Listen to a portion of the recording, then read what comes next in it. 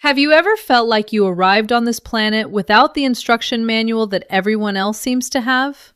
Have you spent years watching people navigate social cues, loud environments, and changing plans with an ease that feels almost miraculous to you? For a long time, the world might have given you labels to explain this gap. They might have called you shy, difficult, overly sensitive, or just plain weird. They might have told you that you were not trying hard enough to fit in, or that you were making a big deal out of nothing. But what if those behaviors weren't personality flaws? What if they weren't failures of character or a lack of effort? What if, instead, they were the visible surface of a neurologically grounded reality? Today, we are going deep into the quiet architecture of the autistic mind. We are moving past the clinical checklists and the cold labels to explore 10 common habits that are often misread by society, but are actually clear, scientifically backed signs of an autistic neurotype. This is not about diagnosing you from a screen. It is about offering you a new framework. It is about moving from the shame of being broken to the clarity of being different. If you have ever looked at your own habits and wondered why you feel fundamentally separate from the world around you, this journey is for you. We begin at number 10 with a sensory world that never sleeps. Most people have a nervous system that acts like a sophisticated filter.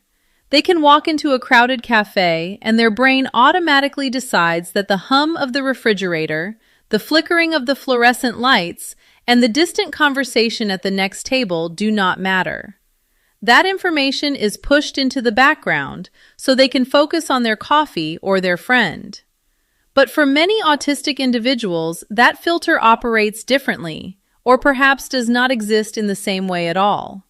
This is known as sensory processing difference. If you find yourself unable to tune out the sound of a ticking clock in another room, or if the texture of a specific fabric feels like a physical assault on your skin, your nervous system is simply processing more data at a higher intensity than those around you. Society calls this being picky or dramatic. Psychology calls it a hypersensitive nervous system that is doing its job too well. It is exhausting to live in a world that is always at maximum volume, and the fatigue you feel after a simple day at the office isn't laziness. It is the metabolic cost of a brain that cannot stop listening to everything. Moving to number 9, we see the profound need for the predictable scaffolding of routine. To the outside world, your need to know the plan for next Tuesday, or your distress when a friend cancels a lunch date, might look like rigidity or a desire for control. People might tell you to just go with the flow, but for an autistic person, the world is a chaotic, unpredictable place filled with overwhelming sensory input and confusing social signals. A routine is not just a habit, it is infrastructure. It is the only thing that reduces the number of active decisions your brain has to make. When that routine is broken, it is not just an inconvenience. It feels like the ground has suddenly vanished from beneath your feet. The anxiety that follows a change in plans is a neurological spike, a survival mechanism reacting to the loss of safety. You are not being difficult. You are trying to maintain a stable environment in a world that feels constantly in flux. At number 8, we encounter the invisible wall of unwritten social rules. Imagine being the only person in a room who was never given the script for the play everyone else is performing. Neurotypical social interaction relies on a massive, unspoken library of expectations. People know instinctively how long to hold eye contact, how to tell when someone is bored without them saying a word, and what fine really means when it is said with a specific sigh. For the autistic mind, these cues often do not register automatically. They have to be studied, analyzed, and manually processed. If you have ever replayed a conversation for 3 hours trying to figure out the exact moment the other person's face changed, you are doing the manual labor of social translation. What others call social awkwardness is actually the result of you working 10 times harder than everyone else just to achieve a baseline level of connection. You are not lacking empathy.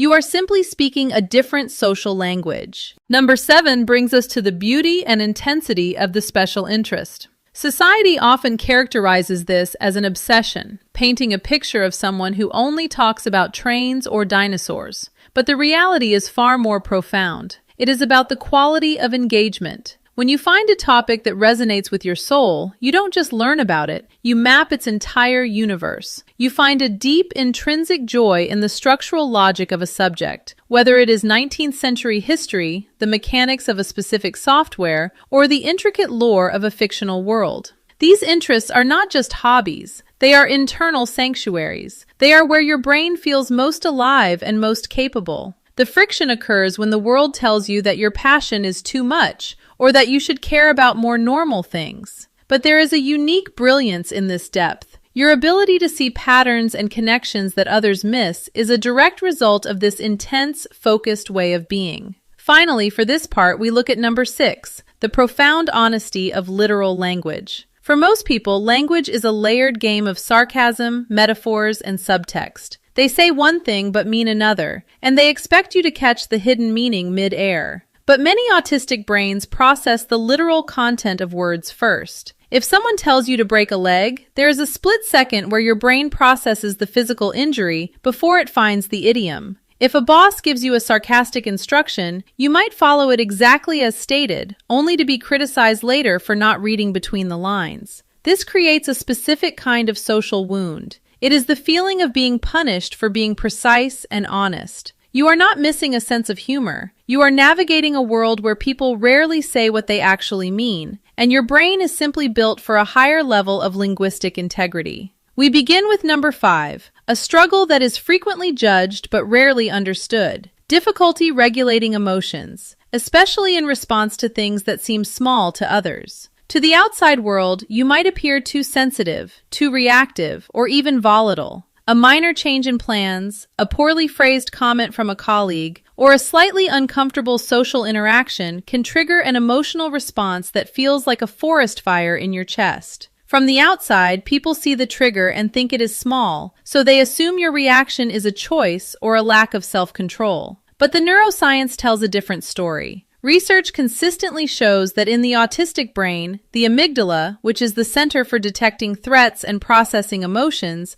often responds faster and with much higher intensity. Once that fire is lit, it is also physiologically slower to de-escalate. This is not a character flaw, it is a neurological reality. You are not overreacting to a small event. Your nervous system is reacting to a genuine surge of intensity that is simply not being filtered the way it is for others. Over time, being told you are too much leads to a deep, quiet shame. But understanding this pattern allows you to stop blaming your character and start managing your environment. This leads us directly to number 4, perhaps the most exhausting habit of all, masking. Masking is the silent, high-stakes performance of being neurotypical. It is the learned practice of suppressing your natural instincts to fit in and avoid social rejection. If you spend your day forcing eye contact even though it feels like a physical strain, if you have a mental script of social small talk that you have memorized and rehearsed, or if you consciously mirror the body language and tone of the people around you, you are masking.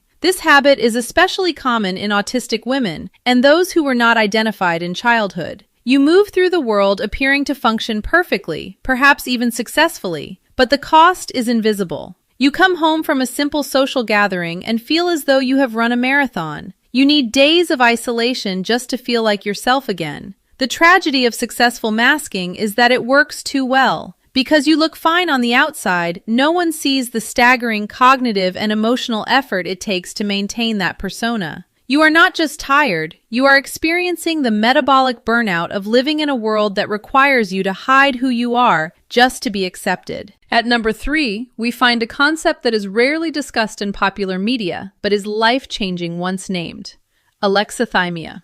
This is the difficulty of identifying and describing your own emotional states.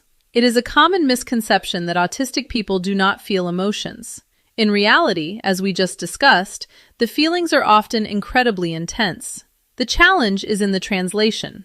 For someone with alexithymia, an emotion often presents as a physical sensation before it is recognized as a feeling. Anxiety might feel like a tightness in the throat, anger might feel like a sudden heat in the face, and grief might feel like a heavy, leaden slowness in the limbs. When someone asks you what you are feeling in the heat of a moment and you say, "I do not know," you are being literal. You genuinely do not have access to that information yet.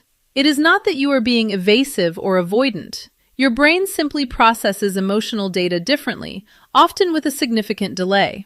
In a culture that prizes emotional articulation as a sign of maturity, being unable to name your feelings can make you feel broken or stunted.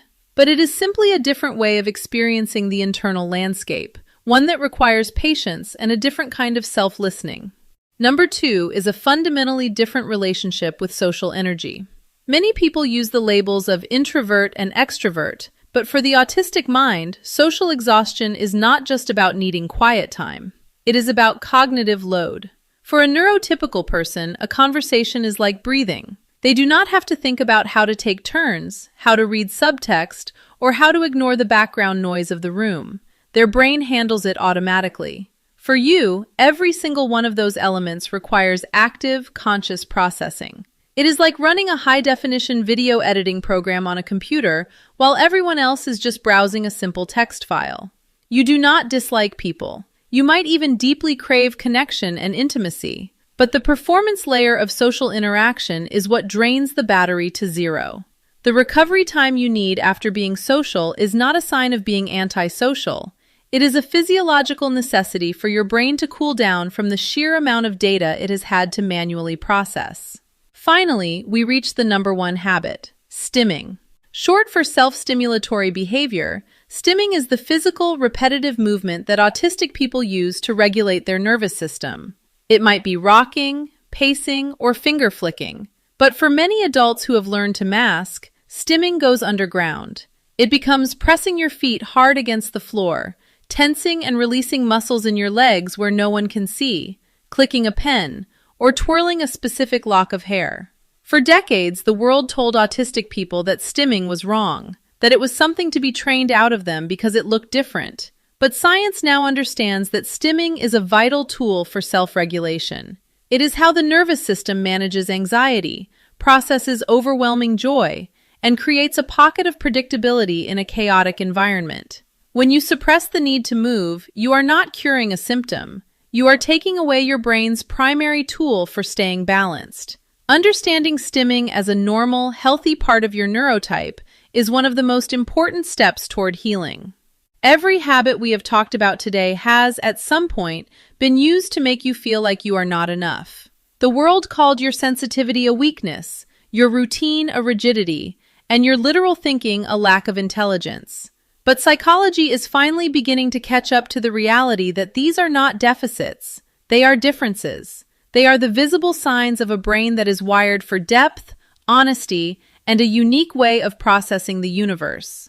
If you saw yourself in these habits, if something here finally gave a name to a feeling you have carried for years, please know that you are not broken. You are simply navigating a world that was built for a different kind of operating system. Self-knowledge is the beginning of everything. It is the moment you stop trying to fix a neurology that was never broken and start building a life that actually works for who you are. Thank you for being here, for being curious, and for having the courage to look beneath the surface. If this helped you see yourself more clearly, please share it with someone who might be struggling in the dark. I will see you in the next one.